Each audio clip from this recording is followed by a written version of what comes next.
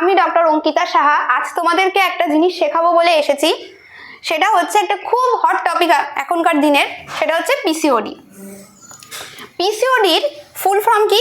পিসিওডির full form হচ্ছে polycystic ovarian syndrome. এবার পলি কেন বলছি আমরা? পলি বলছি, পলি কথার অর্থ হচ্ছে অনেক। সিস্টিক কথার অর্থ কি? সিস্টিক কথার অর্থ হচ্ছে সিস্ট লাইক গ্রোথ। আমাদের যেরকম শরীরের অনেক জায়গায় তোমরা শুনেছ যে সিস্ট হয়, গলায়, ঘাড়ে, শরীরের অন্যান্য জায়গায়, সেরকমই সিস্ট হয়েছে কোথায়? ওভারিয়ান বললাম। তার মানে কি? ওভারির মধ্যে আমাদের সিস্টিক গ্রোথ হয়েছে। সিনড্রোম কেন বললাম? সিনড্রোম বললাম তার কারণ হচ্ছে sign plus symptoms. Sign plus symptoms, একে আমরা বলি সিনড্রোম। এটা হচ্ছে আমরা প্রথম বললাম পিসিওডি কি, পিসিওডির ফুল ফর্ম, আর কেন আমরা একে একে এগুলো বলি। তারপরে আসি যে একটা মেয়ের পিসিওডি হয়েছে, সেটা সে কি করে বুঝবে যে তার পিসিওডি হয়েছে? একটা ধারণা করতে পারে, কনফার্ম তো সে করতে পারবে না, যতক্ষণ না রিপোর্ট হবে সে একটা ধারণা করবে। কি কি সিমটম, সাইন, এগুলো দেখলে, লক্ষণগুলো দেখলে সে বুঝবে যে তার পিসিওডি হতে পারে। তার প্রথম পয়েন্ট কি? Irregular menstruation. Irregular mens. Irregular mens মানে মেন্সটা নর্মালি ধরো 26 থেকে 32 দিনের মধ্যে নর্মালি হয়।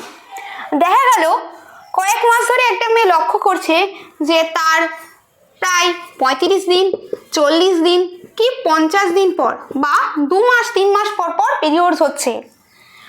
এইটা একটা লক্ষণ দেখে সে বুঝতে পারে যে তার ওভারির কিছু একটা সমস্যা হচ্ছে। আবার নর্মালি 3 থেকে ম্যাক্সিমাম 5 দিন পর্যন্ত নর্মাল ডিউরেশন। দেখা গেল একটা মেয়ের এই 1 দিন কি 1.5 দিনের মধ্যে কমপ্লিট হয়ে গেল, বা 10 দিন ধরে কন্টিনিউ চলেই যাচ্ছে, 10 দিন 15 দিন ধরে কন্টিনিউ চলে যাচ্ছে। এগুলো অল আর ইররেগুলারিটিস, এগুলো সবই নর্মাল নয়, অ্যাবনর্মালের মধ্যে পড়ছে। এইগুলো হলে একটা মেয়ের মাথায় স্ট্রাইক করতে পারে আমার ওভারির কোনো সমস্যা হয়নি তো। প্রথম পয়েন্ট মেন্সের এই সমস্যা দেখেই সে প্রথম তার মাথায় আসতে পারে আমার ওভারির কোনো সমস্যা হয়নি তো। দ্বিতীয় পয়েন্ট কি বললাম? দ্বিতীয় পয়েন্ট হচ্ছে অ্যাকনি। অ্যাকনি কথার অর্থ হচ্ছে ব্রণ। নর্মালি অ্যাডোলেসেন্ট বা বয়ঃসন্ধিকালে বেশিরভাগ মেয়েরই হরমোনাল অনেক চেঞ্জ হয়, তার জন্য ব্রণ দেখা দেয়। কিন্তু দেখা গেল একটা মেয়ের হঠাৎ নর্মালি ঠিকঠাক ছিল, হঠাৎ অনেক ব্রণ মুখে দেখা যাচ্ছে। অ্যাকনি, কি বললাম? অ্যাকনি। দেখা গেল মেয়েটার মুখে অনেক এরকম ব্রণ দেখা দিচ্ছে, তখন সাসপেক্ট করতে পারো যে পিসিওডিও হলে হতে পারে। হয়েছে সেটা বলা যাবে না, হতে পারে। তারপরের পয়েন্ট কি? হিরসুটিজম। হিরসুটিজম কথাটার অর্থ হচ্ছে, এক কথায় আমরা বলবো অ্যাবনর্মাল হেয়ার গ্রোথ। মানে যেই সব জায়গায় গ্রোথ হওয়ার কথা নয় মেয়েদের, সেই জায়গায় গ্রোথ হয়েছে। ছেলেদের মতো তো আর মেয়েদের গোঁফ দাড়ি গজায় না। দেখা গেল কোনো মেয়ের হঠাৎ করে দেখছে যে কয়েক মাস ধরে হঠাৎ করে গলার এই সাইডগুলো, মুখে হঠাৎ করে দেখা গেল কিছু এক্সেসিভ অ্যাবনর্মাল হেয়ার গ্রোথ হচ্ছে। কেন হচ্ছে? এক্সেসিভ কোন হরমোনের জন্য হচ্ছে? এক্সেসিভ অ্যান্ড্রোজেন হরমোনের জন্য এই অ্যাবনর্মাল হেয়ার গ্রোথ, যাকে আমরা মেডিকেল পরিভাষায় কি বলে থাকি? হিরসুটিজম বলে থাকি। এই টার্মগুলো না জানলেও তোমাদের চলবে, কিন্তু তোমাদেরকে কি জানতে হবে যে এইগুলো লক্ষণগুলো যেন তোমাদের মাথায় থাকে। তারপরের পয়েন্ট কি? অ্যাকান্থোসিস নাইগ্রিক্যান্স। এটা কেমন একটা কালার? এটা ভাবো ব্রাউন আর ব্ল্যাকিশ কালার দেখা যায়। কোথায় দেখা যায়? এটা মেনলি যারা ওবেস পারসন তাদের ক্ষেত্রে বেশি ভালো করে লক্ষ্য করবে। দেখবে এই ঘাড়ের পেছনের দিকে এক ধরনের, গলার এখান দিয়ে ঘাড় দিয়ে এক ধরনের একটা লাইন দেখা যাচ্ছে। Just look like a necklace. Necklace পরলে যেরকম লাগে সেরকমের মতো একটা লাইন দেখা যাচ্ছে। একে আমরা কি বলি? Necklace appearance. নেকলেস অ্যাপিয়ারেন্স এই হচ্ছে এর সম্ভাব্য লক্ষণগুলো। আর দেখা গেল যে এইগুলো তো রয়েছে, মেয়েটার হরমোনাল চেঞ্জের জন্য হঠাৎ করে দেখছে, সবার আগে মাথায় স্ট্রাইক করছে যে আমি মোটা হয়ে যাচ্ছি, এইগুলো তো আছেই। তার সাথে দেখা গেল যে হঠাৎ করে এক্সেসিভ ফ্যাটি গ্রোথ হচ্ছে। Fatty growth mainly lower abdomen. Mainly কোথায় দেখব? লোয়ার অ্যাবডোমেন বা তলপেট, যেটাকে আমরা সবাই বলে থাকি তলপেট।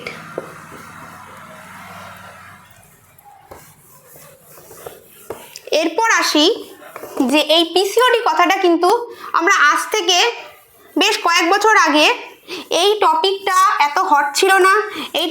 এই পেশেন্টগুলো খুব একটা বেশি তখন হতো না বলে একদম ভুল নয়, ভুল হতো, কিন্তু এতটা এক্সেসিভ পেশেন্টের মধ্যে দেখা যেত না। এখন যেমন 100টার মধ্যে 90টা মেয়েরই আমরা এই রিপোর্ট করলে দেখছি মানে পেশেন্ট হরদম চেম্বারে আসছে কি নিয়ে? পিসিওডি নিয়ে।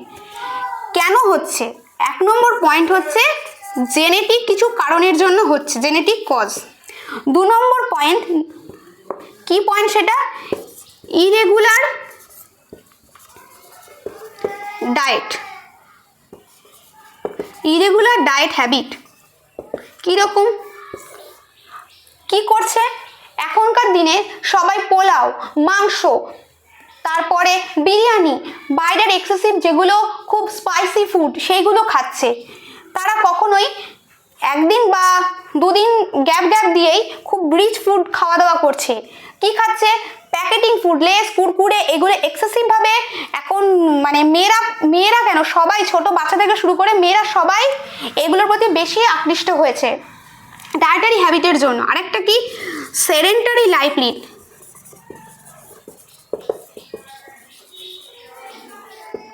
সেডেন্টারি লাইফ লিড কি? রাত জেগে থাকা। রাত জেগে এখনকার দিনে এটা একটা মানে হরদম ব্যাপার হয়ে দাঁড়াচ্ছে কি, যে রাত জেগে থাকছে, রাত জেগে মোবাইলে নিয়ে বসে থাকছে, গেমে অ্যাডিক্টেড হয়ে যাচ্ছে, এফবি ফেসবুকে অ্যাক্টিভ থাকছে। কি করছে? ঘুমটা ঠিকঠাক হচ্ছে না। ঠিকঠাক অনেক রাত জেগে, দেখা গেল 2টোর সময়, রাত 2টোয় ঘুমাচ্ছে, পরের দিন সকাল 10টা-11টায় উঠছে। এটা এক নম্বর মানে খুব ইরেগুলার ডায়েট এবং ইরেগুলার লাইফস্টাইল।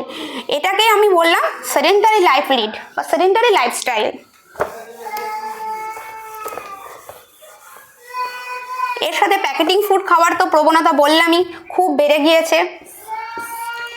এবার আসি যে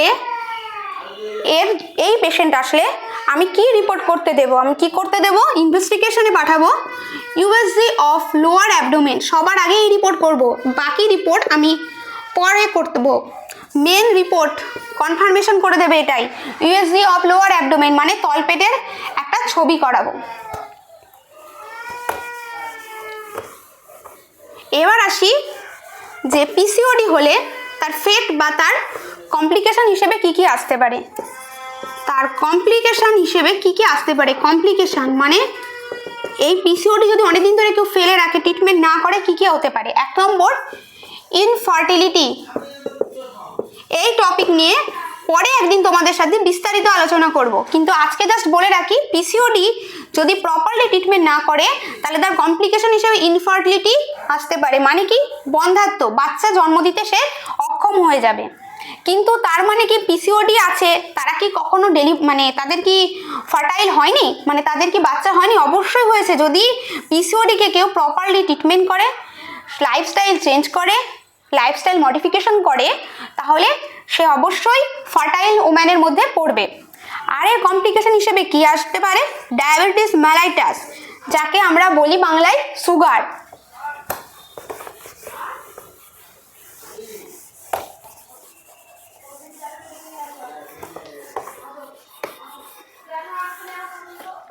এবার আসি পিসিওডির ডায়েটারি কি কি ডায়েট কথা হচ্ছে কি কি খাবো আমরা আর কি কি খাবো না। আমরা কি কি খাবো? আমরা টক দই খাবো, পেয়ারা খাবো, সিড খাবো, বেরিজ খাবো, তার সাথে খুব হালকা পাতলা লাইট খাবার দাবার খাবো, পাতলা ছোট ছোট মাছের ঝোল ভাত, বেশি তৈলাক্ত। আর কি কি খাবো না, রেড মিট খাবো না, তার সাথে কোনো প্যাকেটিং খাবার যেটা বলছিলাম, লেস, কুরকুরে, যে কেক, কাজু বাদাম, যেগুলোতে বেশি ফ্যাটি, বডিতে ফ্যাটটা ডিপোজিট করে, সেই ধরনের খাবার দাবার খাবো না। আরেকটা কথা বলি, কি তোমরা এর জন্য নিজে থেকে প্রিকশন নেবে। একটা সবসময় সকালবেলায় মর্নিং ওয়াকের মধ্যে থাকবে, ডেলি 30 মিনিটস করে মর্নিং ওয়াক করবে, 30 মিনিটস মর্নিং ওয়াক,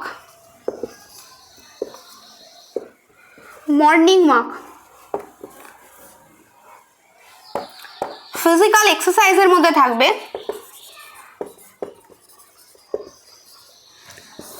যারা স্টুডেন্টস বা যারা বাড়িতে কাজকর্ম করো, হাউসওয়াইফ, তারা এইটার মাধ্যমে ফিজিক্যাল এক্সারসাইজ মানে এটা নয় যে আমি বাড়ির কাজকর্ম করছি এটাকে ফিজিক্যাল এক্সারসাইজ বলছে।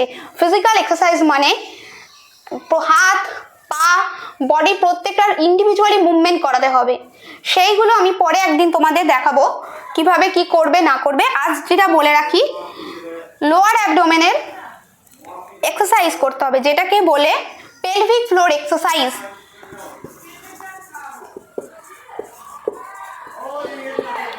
পেলভিক ফ্লোর এক্সারসাইজ করবে।